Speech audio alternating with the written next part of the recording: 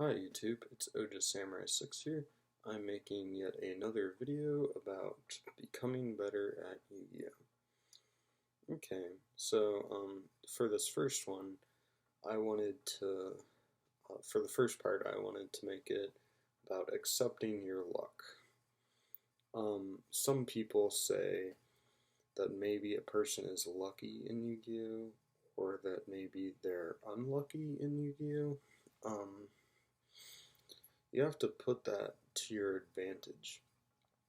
Say you're a lucky Yu-Gi-Oh player, it means you can kind of just play mm, whatever cards you want to, expecting that you'll draw them pretty luckily.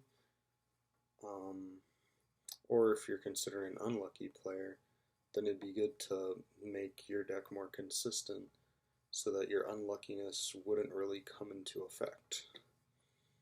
Um, Say for example, a lot of people tell me I'm a lucky player. I actually, in some cases, have to disagree with that.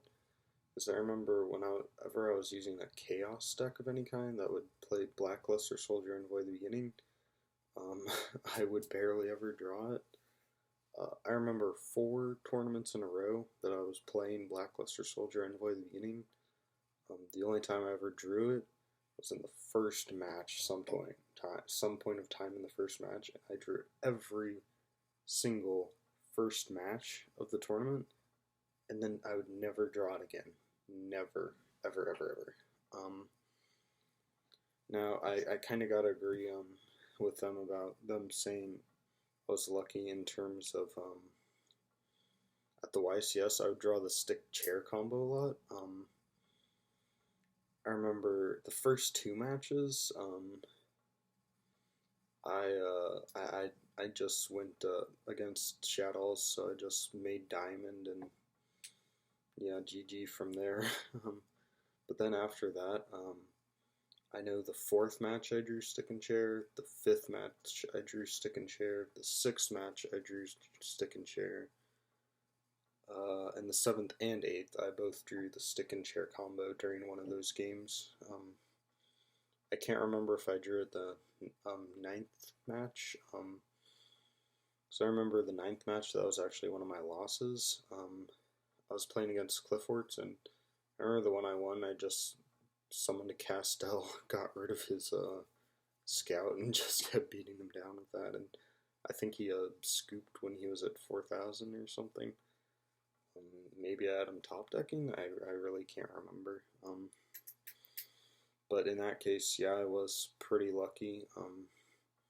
Was that the reason I only won those matches? No, no.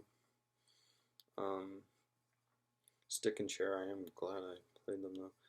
But a lot of other people are maxing out on Upstart Goblins and maybe Pot of Dualities, Maxis, so that in their deck they can draw what they want to draw because they consider them unlucky. So that's very good. Because if you are an unlucky player and don't draw what you want to draw, you need to make sure you draw what you want to draw. Which again, there's Maxi, Pot of Duality, Upstart Goblin. Did I say Maxi? Reckless Greed, Allure of Darkness, Cardi. There is something that your deck can run to make it more consistent, and also Search Power.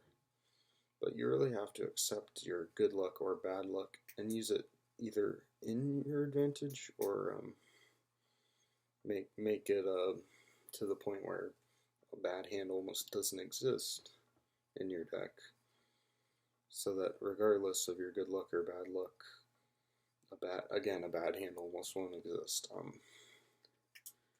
Now another thing that can depend on how good you draw is the rarity cards of your deck. Say you're using a deck and it's almost completely filled with commons altogether, unless some cards maybe come as rares or super rares or something. But yeah, the rarity can actually make a huge difference on how good you draw. Say for instance, you look at the people that are in um, top 8 at regionals. A lot of those people have their decks hollowed out, and unless they're forced to because there's no other rarity, there's almost no commons in their deck, and that results in them drawing a lot of the stuff that they really want to draw. Um, and also, there's another thing about um, sometimes if you're just using a bad deck, you almost can't draw good. Say, for instance, there's this one person at locals using Ultra Athletes. He says he always draws a bad hand, but he's not really using a good deck, so is there such a thing as a good hand? um, no offense to any Ultra Athlete players, but I actually tried that deck on Bully Network, and I couldn't even make a good build. um, okay, so yeah, accept your luck, use that to your advantage, or stop that disadvantage. Rarity can really matter as to how good you play. If you're playing a commoned out deck, you're probably not going to draw that good. Unless every card is literally a common, then it's going to be an equal chance in terms of what you're going to draw. Sometimes using a bad deck, well, actually always using a bad deck, it's even if you're a really good player, using a bad deck is actually really bad. As much as I hate to say it, it comes down to how good the player is and how good the deck is. It really does. Okay, now here is something that is pretty big at my locals. I call it, how much fun is it to lose? Now, there are several people, mainly two, sometimes a couple more, that say they're only playing to have fun. I was watching a video. I can't remember what his name was. But it was on. Nah, I'm not gonna look it up. But it was of a famous Yu-Gi-Oh player saying, a lot of people say they're only playing to have fun, but how much fun is it to really lose? In all honesty, a lot of the times, the first people to quit Yu-Gi-Oh or any other game, actually, a lot of the times is the people that do nothing but lose. When you win, you feel like you've truly achieved something, and it makes you want to continue. As to when you lose, you kind of become that one person that nobody really knows about or looks up to, and it makes it not as much fun for you. So, yeah, how much fun do you truly have from losing and realizing you've achieved nothing?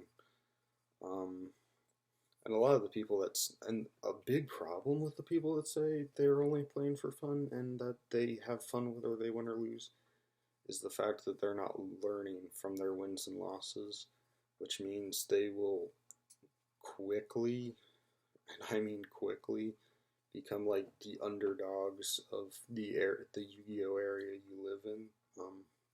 They will very quickly become the underdogs, while the others are playing to win and learning from their wins and losses. They will like freaking skyrocket in terms of their player ability. I don't know the word, but they will really outrank them a lot. So whether you care about winning or losing, trying to become better will result in you winning a lot more, which will result in you having a lot more fun. Trust me. Which regional do you think I had more fun at? The one in December of 2013, the only one I ever showed on a video where I actually did the worst at a regionals I've ever done, or the regional where I finally got my invite / the YCS last week, I believe. Maybe it's 2 weeks ago. Wow, time flies by. But yeah, which one do you think I had more fun at? But yeah, oh gosh, this is already a 10-minute video. Comment, like, subscribe, guys. I hope you enjoyed this, and I hope it made you learn some more. So I have accepting your luck, rarity, what deck you're using can really change, and how much fun is it to lose. So, bye guys.